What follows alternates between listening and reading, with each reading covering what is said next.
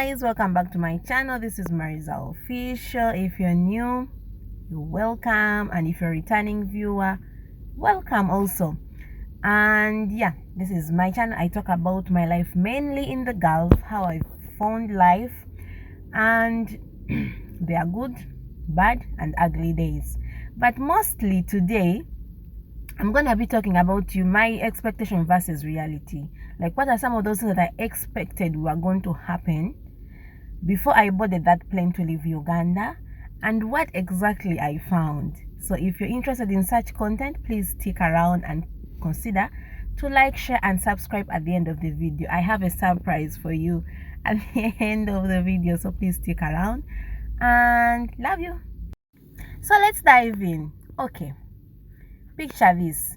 Fresh out of college, I worked one job for about a year or so. After internship, that is, then it's internship, then graduation, then I worked a job. And I had a long time friend, like a childhood friend, who had traveled to Saudi Arabia, I guess. Oh man, one of those two, I forget, and he's a boy.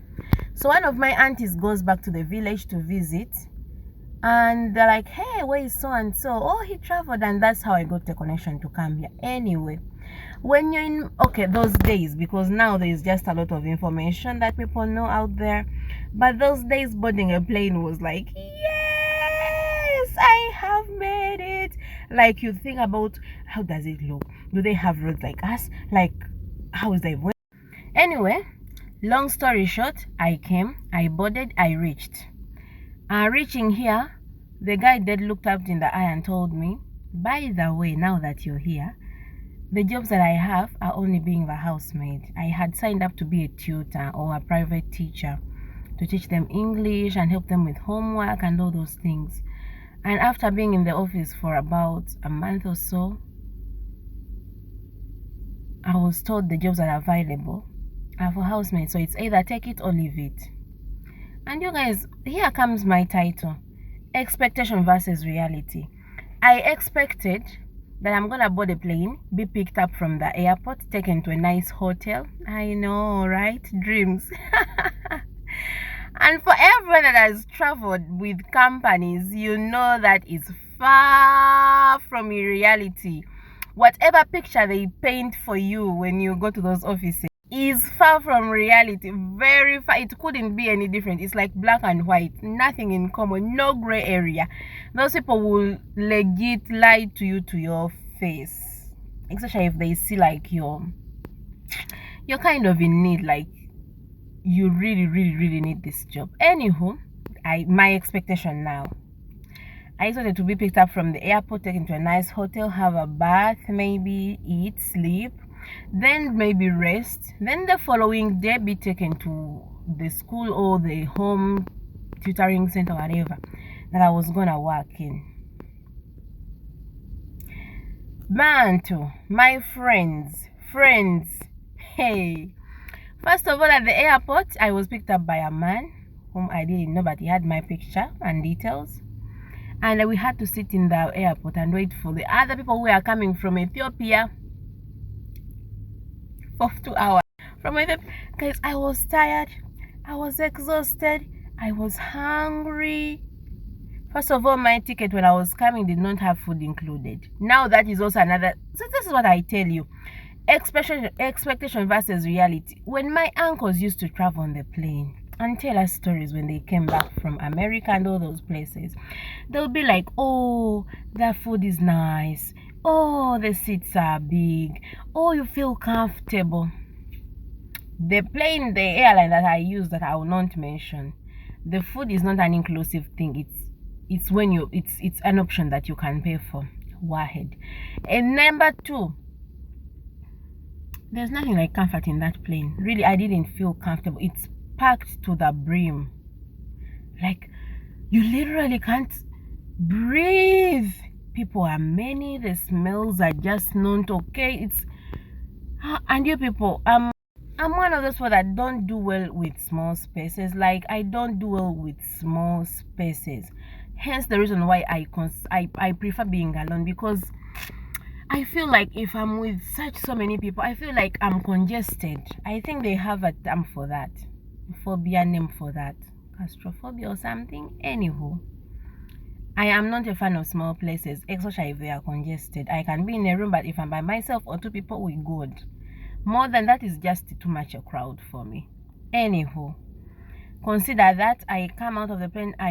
My stress levels is here. I'm literally feeling sick to my tummy. I'm feeling sick. I move through. I lose a phone. No, I break a phone because really I'm not feeling okay. I break a phone, but the man comes pick some because he had my picture and everything. I sit in the car and we have to drive from Sharjah to do to Abu Dhabi. I was tired. I was exhausted. Anyway, I was picked up. I was taken to the office or wherever this lady keeps us, the home. Too many people, many different perfumes, and I felt sick again. People, my first week at the office was a nightmare, something that I never thought I would have to go through in my whole life. And when you could talk to them, remember you're new, they don't know too much English, so they are speaking Arabic. You have to be quick to catch on. Otherwise, they'll ask you something or try to address you and you do not understand. And for them, they kind of take it as you're being rude. You do not want to answer back, you people. I regretted. I prayed to my God day and night, and I was like, you know what, God, I need to get out of this place and sooner, or else I'm gonna die. And it wasn't like there wasn't food. Bambi, that lady, she was providing food, like breakfast in the morning, then you, of course, rice and fish or chicken, and then dinner, it's chai with bread. She was providing all the 3 basic meals. There is water to shower. There was a big room. You sleep down. You lay your beddings down and sleep. You do not work. No, you just wake up and sit. Then she picks out a few of you and takes you with her to the office every other day. So you it's like swapping. So in the morning, if she takes 5, then she brings them back in the afternoon. Then in the afternoon, she takes others, like that. But the fear of being with so many people and the introvert in me is just so bad. Anywho, finally I made it. They told me, so the jobs that are here are for housemaid. When I looked at my positives and negatives, I had to take what was there.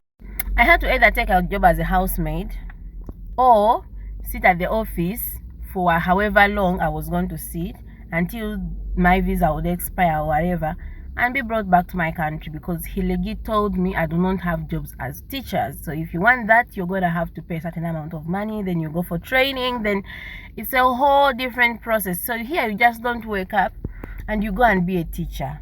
No, you have to have a certain equivalent of a qualification from your country. I didn't have any of those.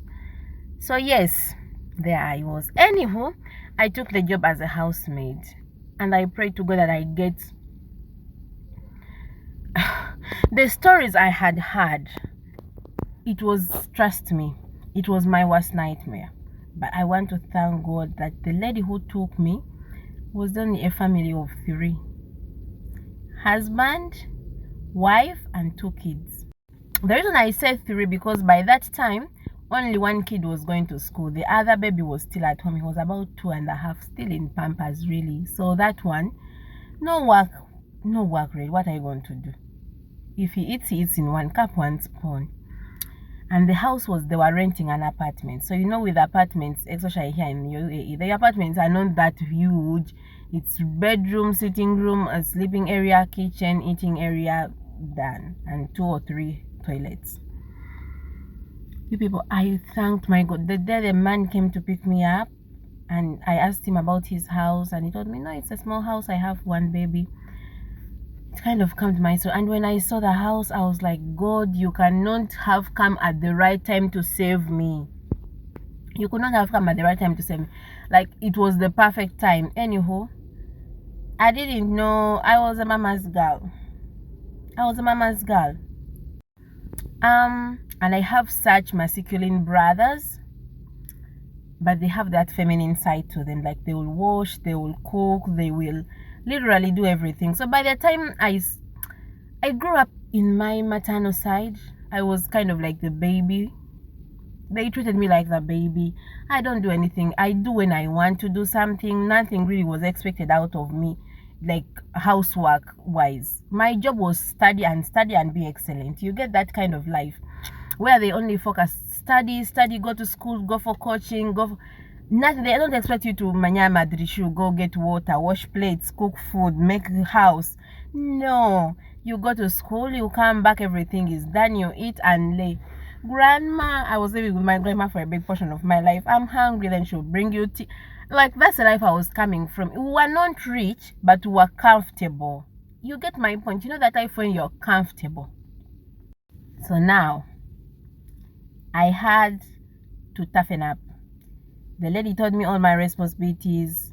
First of all, I didn't know how to cook. I'm one of those people. Even rice, I didn't know how to cook rice. Then she took me to her mother's home. People, I cried myself to sleep for about a month. But I was so deep in loans and debt that I could not just wake up and go. I was not gonna do that. I had to persevere.